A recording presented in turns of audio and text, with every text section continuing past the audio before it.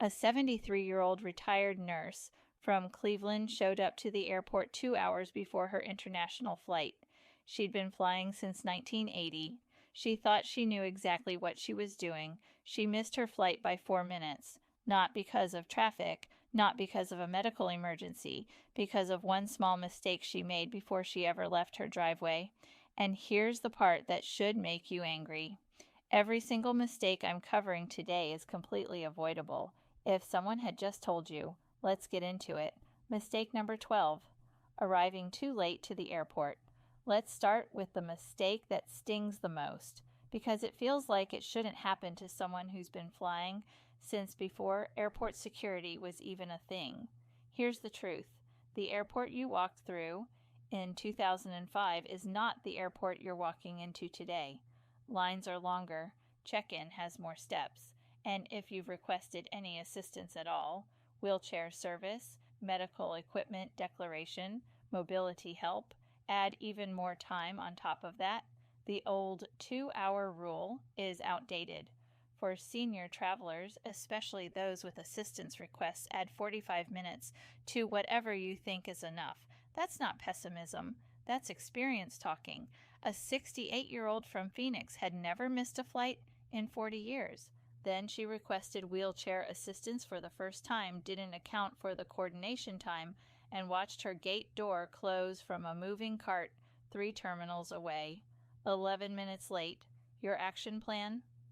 Set your departure time the night before. Domestic arrived 2 hours and 45 minutes early. International 3 hours and 45 minimum. The gate closes 10 to 15 minutes before departure. That's the real deadline. Mistake number 11. Wearing the wrong clothes through security. All right, I'm not saying dress like you're heading to a job interview just to visit your grandchildren, but certain clothing choices quietly add 10, 15, even 20 minutes to your security experience. For travelers our age, that's not just inconvenient, that's exhausting. Here's what scanners actually respond to. Metal, density, layering, anything that makes the scanner's job harder automatically makes your morning harder. The biggest offenders: underwire bras, heavy belt buckles, orthopedic shoes with thick metal shanks. And here's one nobody mentions: medical alert bracelets that seem small but register surprisingly loud on a scanner. A 71-year-old from Atlanta wore her favorite travel outfit: layered cardigan, wide belt, supportive shoes she'd worn through airports 100 times. She was pulled aside 3 times, not because anything was wrong, because every item created a separate flag. She made her flight, but she was shaking by the time she reached her seat. That's not how anyone should start a vacation. Wear fitted, simple clothing. Slip-on shoes if your knees allow. If you wear a medical device, tell TSA before screening begins. Don't wait to be asked. Boring clothes move fast. Save the jewelry for the destination. Mistake number 10. Packing medications in checked luggage. This one genuinely worries me every time I hear it, and I hear it more than you would believe. Here is an absolute rule of air travel that should be written somewhere permanent in every senior traveler's home. Medications never go in checked luggage. Never. Not even once. Not even for a short flight. Not even if you're bringing a week's supply and the pill organizer won't fit in your carry-on bag.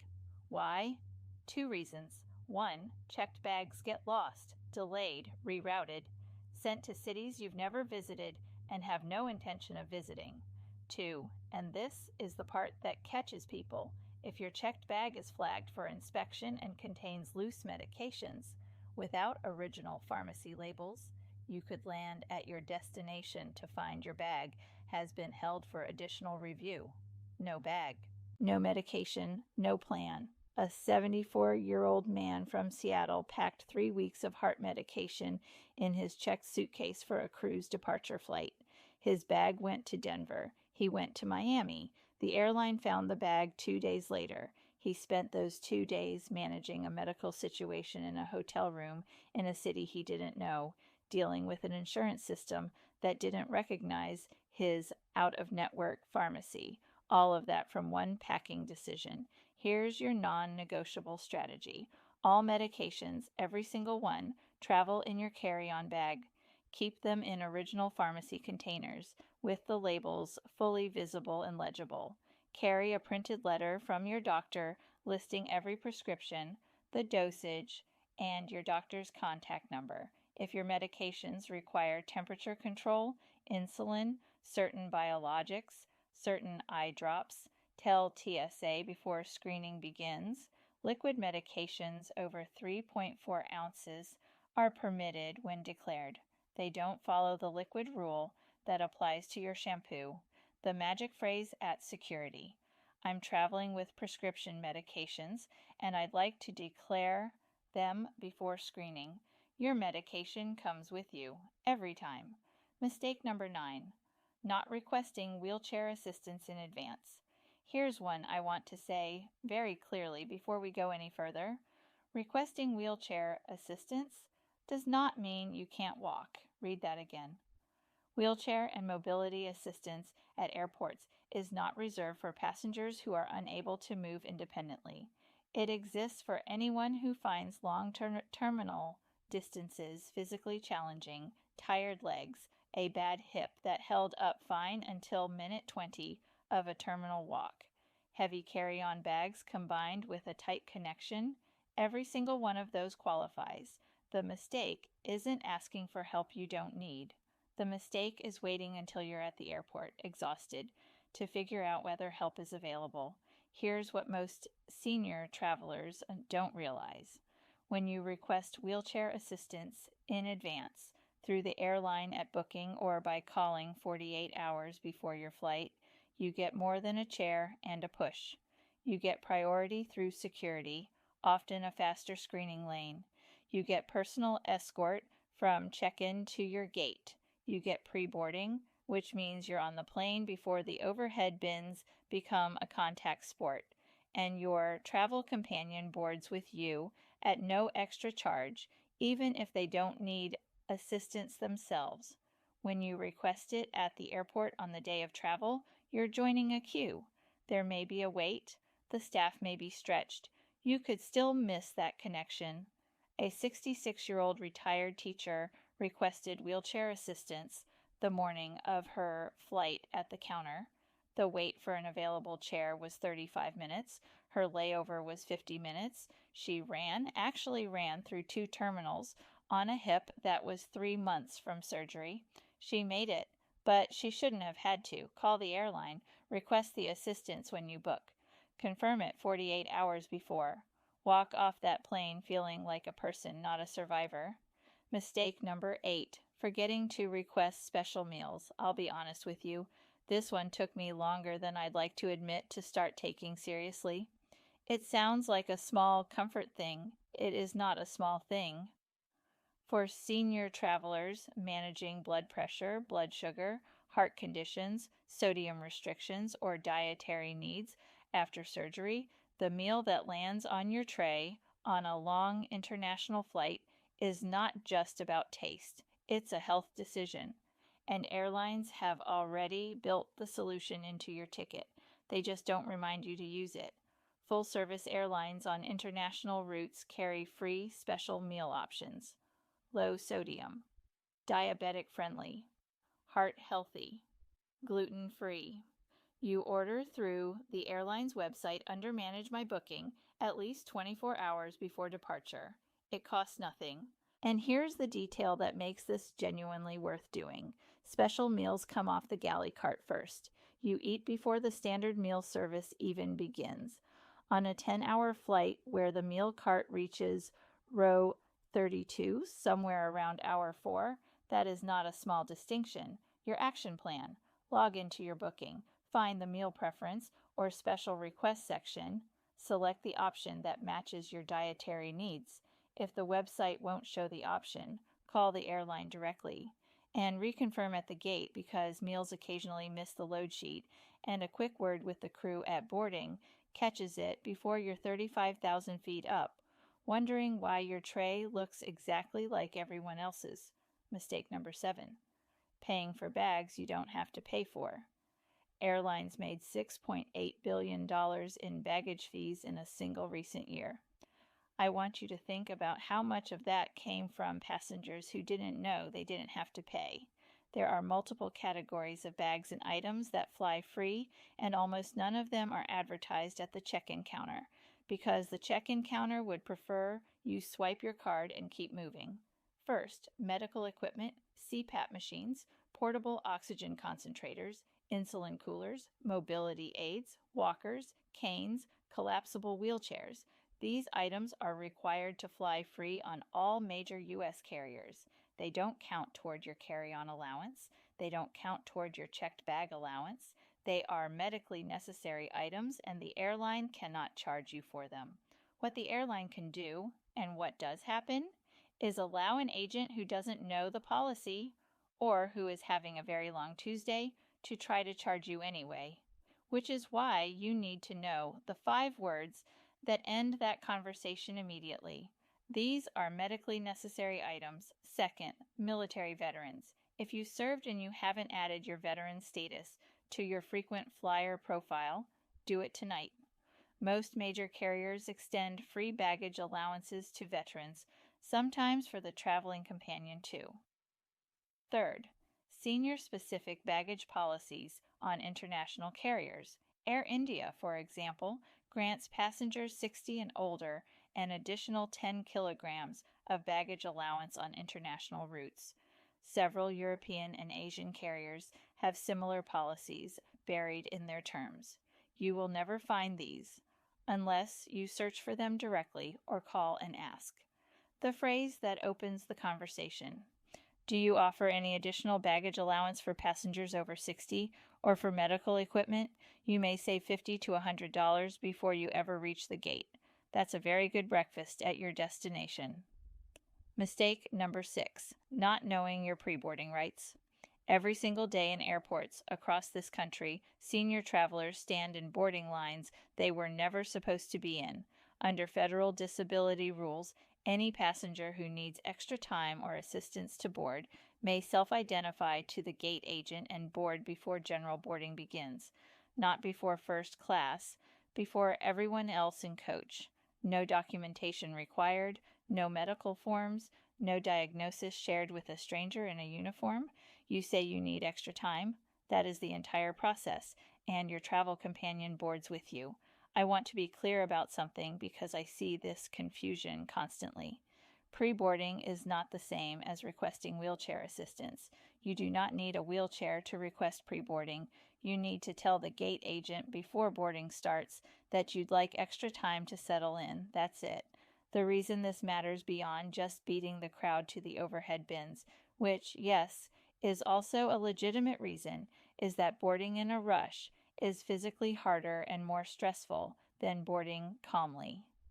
For passengers managing heart conditions, blood pressure concerns, joint pain, or anxiety, the difference between a calm boarding and a chaotic one isn't just comfort.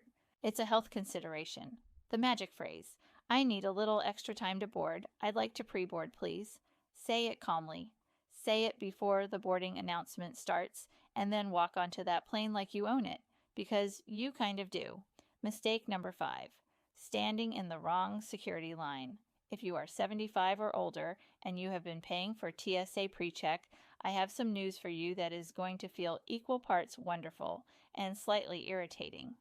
TSA provides automatic expedited screening accommodations for passengers age 75 and older. No enrollment, no $85 application fee, no background check interview. Passengers 75 and up may keep shoes and light jackets on during screening. If the scanner triggers an alert, you're entitled to a second pass through the equipment before a pat-down is requested. The catch? TSA does not announce this at the checkpoint. They will not tap you on the shoulder and say, hey, you qualify for modified screening. You have to identify yourself first. Mention your age to the TSA officer before you begin screening. That's it. That's the whole move. Now, for travelers between 60 and 74, TSA PreCheck or Clear is genuinely worth evaluating, especially if you fly more than twice a year. The dedicated lanes are shorter, faster, and significantly less physically demanding than standard screening. Shoes stay on. Laptops stay in the bag. For someone with mobility limitations or joint pain, that alone changes the airport experience entirely. And one more thing that nobody publishes anywhere. TSA has a program called TSA Cares. Call 1-855-787-2227 at least 72 hours before your flight. They provide personalized assistance coordination for travelers with disabilities, medical conditions, or special needs. Free. No one tells you this exists. Now you know. Mistake number 4. Ignoring seat accommodation rights. I'm going to tell you something that a surprising number of frequent flyers have never heard. Airlines are legally required to provide specific seat accommodations to passengers with certain physical needs, and they cannot charge you for those accommodations, even if the seat they put you in would normally cost extra. If you cannot lower yourself over a fixed armrest into a middle seat, the airline must seat you in an aisle seat with a movable armrest. If you have a fused or immobilized leg that requires extension, you are entitled to a seat with adequate legroom. If you travel with a companion who assists you physically, that person must be seated beside you at no additional cost, regardless of what the seat selection fee would normally be. The system does not volunteer this. It waits for you to call. Contact the airline's accessibility desk, not the general customer service line, the accessibility desk, at least 48 hours before your flight. Describe your need in plain terms. You don't need to provide a diagnosis. Saying, "I cannot comfortably lower into a middle seat due to hip limitations" is enough.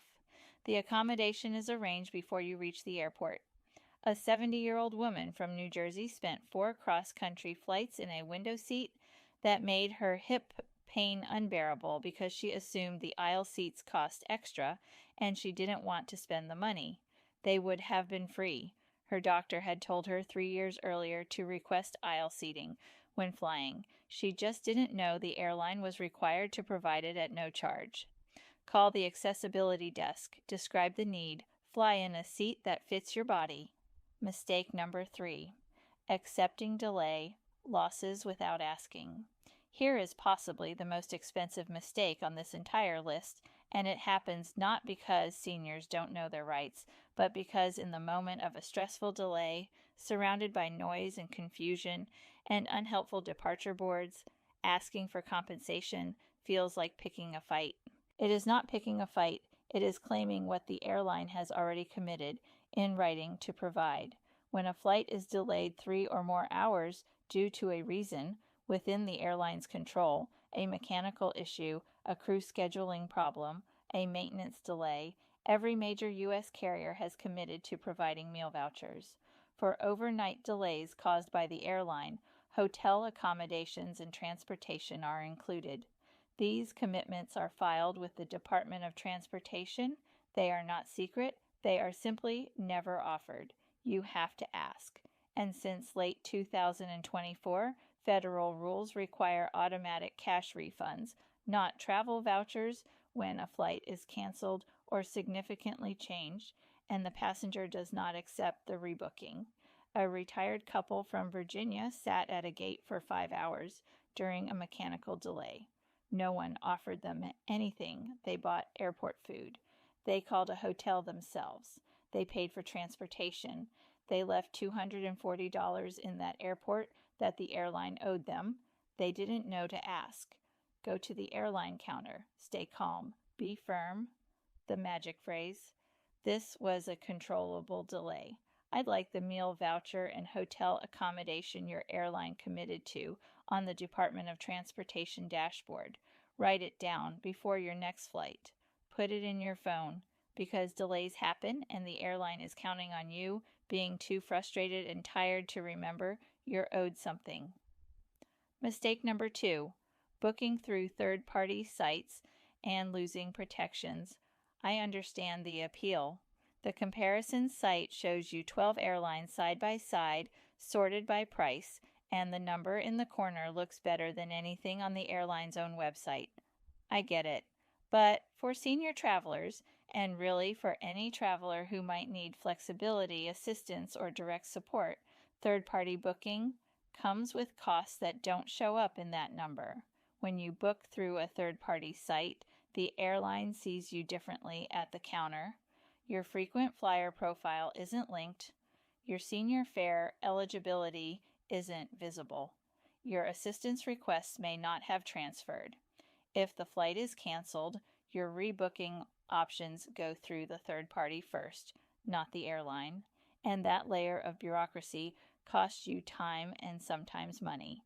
A 67-year-old retired teacher from Boston booked a flight through a comparison site for $340.